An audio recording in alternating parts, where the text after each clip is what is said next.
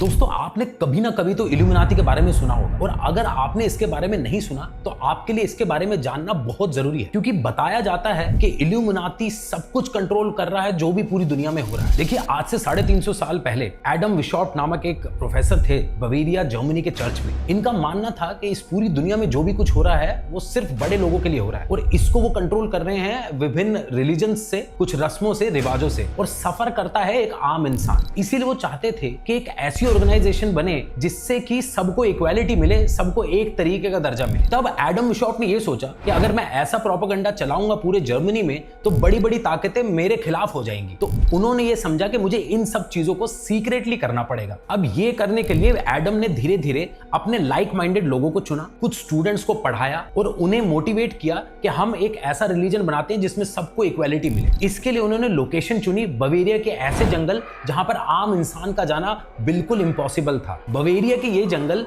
इतने फॉगी और इतने डेंस हैं कि आज की डेट में एक आधुनिक कमांडो भी वहां पे जाने से कांपेगा। दोस्तों इल्यूमिनाती का नाम हमेशा से इल्यूमिनाती नहीं था। एडम विशॉर्ट का मानना था कि अगर वो अपनी ऑर्गेनाइजेशन का एक ही नाम रखेंगे तो शायद वो इतनी ज्यादा देर तक सीक्रेट ना रह पाए, इसलिए वो बार बार इस ऑर्गेनाइजेशन का नाम बदलते थे। जैसे कि सबसे पहले जब उन्होंने ऑर्गेनाइजेशन बनाई तो इसका नाम था द ऑर्डर ऑफ परफेक्टिबलिस्ट। दोस्तों बताया जाता है कि इल्यूमिनाती वाले 1 मई को बहुत धूमधाम से मनाते हैं और इसे वो मे डे कहते हैं, क्योंकि एडम विशॉर्ट ने 1776 के 1 मई को इस ऑर्गेनाइजेशन की स्टार्टिंग की। शुरुआत में तो एडम विशॉर्ट को बहुत लिमिटेड स्टूडेंट्स और लाइक माइंडेड लोगों का साथ मिला, लेकिन रोमन एम्पायर में क्योंकि इक्वालिटी नहीं थी रिलीजन की वजह से, तो काफी लो स्टैंडर्ड के लोग इस इल्यूमिनाती ग्रुप में जुड़ने लगे, और ये ज्यादातर वही लोग थे जो उस टाइम पे क्रिश्चियनिटी में कन्वर्ट हुए थे। वैसे तो दोस्तों बहुत सारे ऑर्गेनाइजेशंस बनते आए हैं सदियों से, लेकिन सभी ऑर्गेनाइजेशंस लिमिटेड लोगों में ही खत्म हो जाते हैं। इल्यूमिनाती की 2 बड़ी अट्रैक्शंस थी जिसकी वजह से ये ग्रुप बहुत बड़ा बन गया। पहली अट्रैक्शन थी पावरलेस लोगों को एकदम से पावर में लाना और उन्हें इक्वालिटी शो करना। ये उनको मोटिवेट करता था ग्रुप में बने रहने के लिए। दूसरी बड़ी अट्रैक्शन थी एडम विशॉर्ट की गहरी चाल। वो जानते थे कि रोमन एम्पायर में विमेन को बहुत ज्यादा सब स्टैंडर्ड रखा गया, तो उन्होंने सोचा कि अगर मैं विमेन को अपने ग्रुप में इक्वल राइट्स दूंगा और उनके एडमिशन को ज्यादा बढ़ावा दूंगा तो ग्रुप जल्दी बढ़ेगा। वो ये भी जानते थे कि अगर एक बार किसी भी ग्रुप में विमेन ज्यादा आ जाती है तो मेन भी वहां पर अपने आप ही आने लगेंगे। जैसे ही ये ऑर्गेनाइजेशन बड़ा हो गया तो एडम विशॉर्ट ने 2 तरीके के लेवल बनाए इसकी हायरार्की में। एक था इनिशिएशन लेवल और दूसरा था सीक्रेसी लेवल। जैसा कि नाम कहते हैं, इनिशिएशन लेवल होता था जब कोई नया रिक्रूट होता था तो उसके लॉयल्टी टेस्ट करके उन्हें एडमिशन दिया जाता था, और जब ये काफी सारे टास्क परफॉर्म करते थे तब इनको सीक्रेसी लेवल की हायरार्की में डाला जाता था। ये फाइनल सीक्रेसी लेवल वाले इल्यूमिनाटीज को कहा जाता था इल्यूमिनेट्स, और इनको सीडोनिम्स दिए जाते थे, यानी कि फॉल्स नेम्स।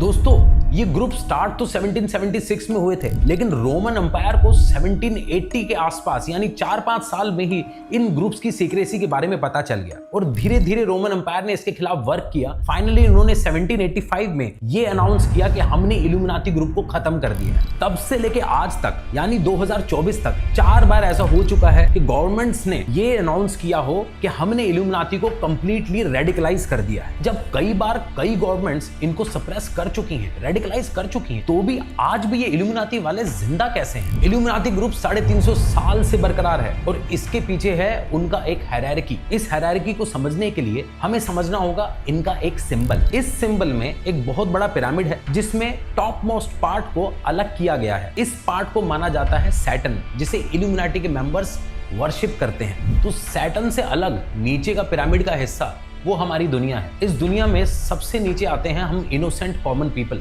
इनके ऊपर आते हैं लॉ एनफोर्समेंट के लोग जैसे कि पुलिस वाले, जजेस और वकील, और उससे ऊपर आते हैं एंटरटेनिंग और इन्फ्लुएंशियल पीपल जैसे कि बॉलीवुड और हॉलीवुड वाले। इनसे ऊपर आते हैं रिलीजियस और पॉलिटिकल लीडर्स, ये जो पॉलिसी मेकर्स होते हैं वही होते हैं ये। और सबसे ऊपर आते हैं वर्ल्ड लीडर्स जिनके बारे में कोई नहीं जानता।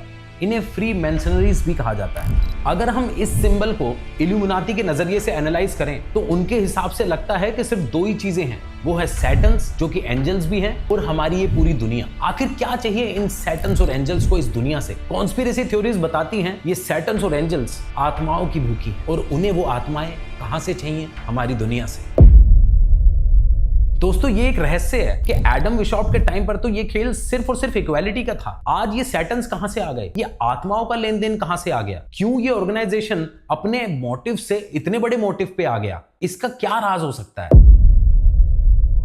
बताया जाता है कि इल्यूमिनाटी के फाउंडर एडम विशॉप को 1800 के आसपास में अरेस्ट कर लिया गया था और उन्हें जेल भेज दिया था। लेकिन इसके बावजूद इल्यूमिनाटी चलता रहा और इसको चलाने वाले लोग थे कुछ इविल लोग। उनको आम इंसान से और इक्वालिटी से कोई मतलब नहीं था। ये वो लोग थे जो सैटर्न से कनेक्टेड थे और वो डील करते थे इल्यूमिनाटी मेंबर्स की आत्माओं का सैटर्न के साथ, और इन आत्माओं के बदले में सैटर्न इन लोगों को सक्सेस, पावर और मनी देता था। 1800s में इल्यूमिनाटी का मेन एम हो गया था पावर, वर्ल्ड डोमिनेंस और मनी। वहीं कुछ ऐसे लोग जो एंटरटेनमेंट की दुनिया में या पॉलिटिक्स की दुनिया में होते हैं, उन्हें भी पावर, फेम और मनी की जरूरत होती है। इन लोगों को एक शॉर्ट रास्ता इल्यूमिनाटी देखने लगा था और इसीलिए आज की डेट में इल्यूमिनाटी में सबसे ज्यादा एंटरटेनमेंट और पॉलिटिक्स के वर्ल्ड के लोग हैं। और यही कारण है कि इल्यूमिनाटी आज इतना बड़ा वर्ल्ड टॉपिक क्यों बन गया है। ये जो सोल ट्रेडिंग का पूरा प्रोसीजर है, ये बहुत बड़ा रहस्य है, छोटा मोटा रहस्य नहीं है। यहाँ तक कि हर इल्यूमिनाटी मेंबर को भी नहीं पता कि ये सोल सैटर्न तक कैसे पहुंचती है। इन इल्यूमिनाटीज के पास ग्लोबल एलीट्स होते हैं जो कि सीक्रेट रिचुअल्स करते हैं। इनके पास हेडक्वार्टर्स में बड़े बड़े कैंडल्स वाले रूम होते हैं जहाँ पे ये बहुत मिस्टीरियस चैंटिंग करते हैं और अपना कनेक्शन बनाते हैं सैटर्न के साथ। और इस कनेक्शन के थ्रू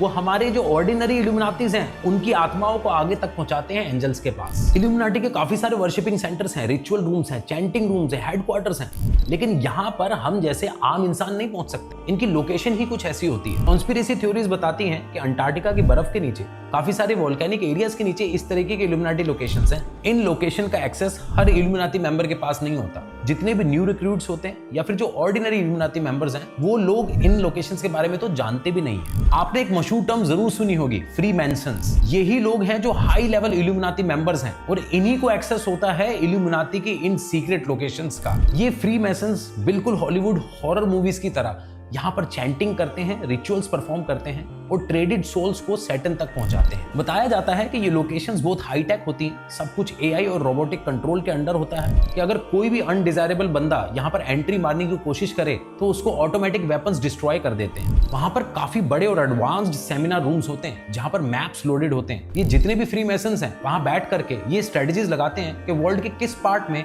क्या स्ट्रेटेजी लगाएं, हम क्या करें जिससे कि वो हमारे कंट्रोल में हो जाए और हमें काफी फायदा मिले। फ्रीमैसन्स को वर्ल्ड कंट्रोल करने के लिए वर्ल्ड का बेहतर डाटा चाहिए होता है और इसीलिए इनके पास गूगल से भी अच्छा सर्च इंजन है जिसका नाम है गूगल इल्यूमिनाटी।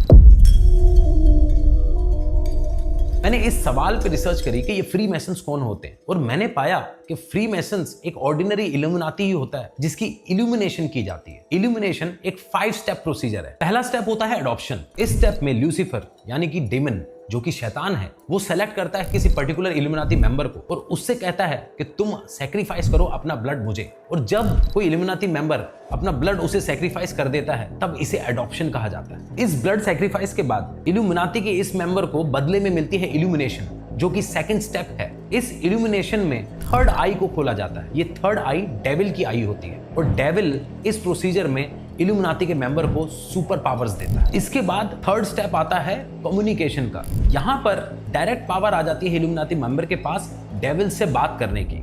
इस कम्युनिकेशन और कन्वर्सेशन के टाइम पे डेमन और इल्यूमिनाटी मेंबर की काफी बातें होती हैं और इस दौरान ही तय होता है कि क्या ये एक दूसरे के साथ हमेशा जुड़े रहेंगे। अगर हाँ तो इन दोनों की मैरिज हो जाती है और उसे कहा जाता है कांग्रेस। कांग्रेस को 4th स्टेप माना जाता है फ्रीमैसन बनने का। बताया जाता है कि इसी स्टेप में उनके अंदर का जो डेमन है वो हमेशा के लिए इमॉर्टल हो जाता है। जैसे ही कांग्रेस और मैरिज स्टेट आ जाती है तब उस समय डेमन की पावर इल्यूमिनाटी मेंबर में आने लगती है और वो अपलोड होती है। जैसे ये अपलोड कंप्लीट हो जाता है तब उसे कहा जाता है लास्ट स्टेप यूनियन।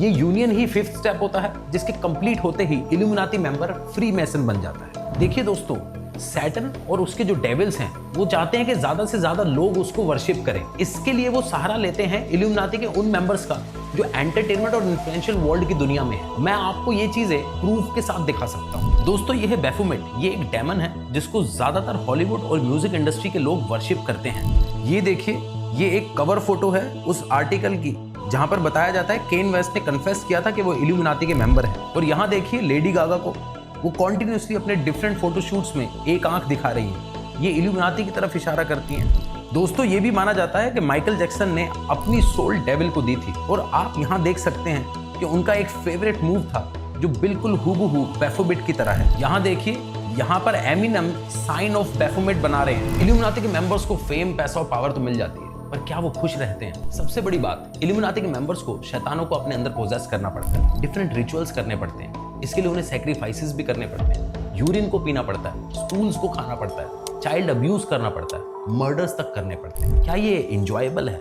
इन सब चीजों को करने के लिए इमोशनली ड्रेन रहना पड़ता है, मेंटल डिस्टर्बेंस झेलनी पड़ती है, और इसीलिए ज्यादातर इल्यूमिनाटी मेंबर्स ड्रग्ड रहते हैं। एक ड्रगिस्ट का और इन सब हीनस क्राइम्स करने वाले इंसान का कभी भी स्टेट ऑफ माइंड हैप्पी नहीं रह सकता। इसलिए मेरा ये मानना है कि इल्यूमिनाटी मेंबर्स का क्वालिटी ऑफ लाइफ हमेशा लो रहता हो। सबसे ज्यादा सीरियस नेगेटिव पॉइंट ये है कि अगर कोई इल्यूमिनाटी मेंबर इस ग्रुप को एग्जिट करना चाहता है या फिर वो इसकी सीक्रेसी को लीक करता है तो उसकी एक ही पनिशमेंट है, और वो है डेथ। जब जॉन एफ कैनेडी की असैसिनेशन हुई थी तो बताया जाता है कि जिस लेडी ने उनको मारा था वो लेडी इल्यूमिनाटी की मेंबर थी।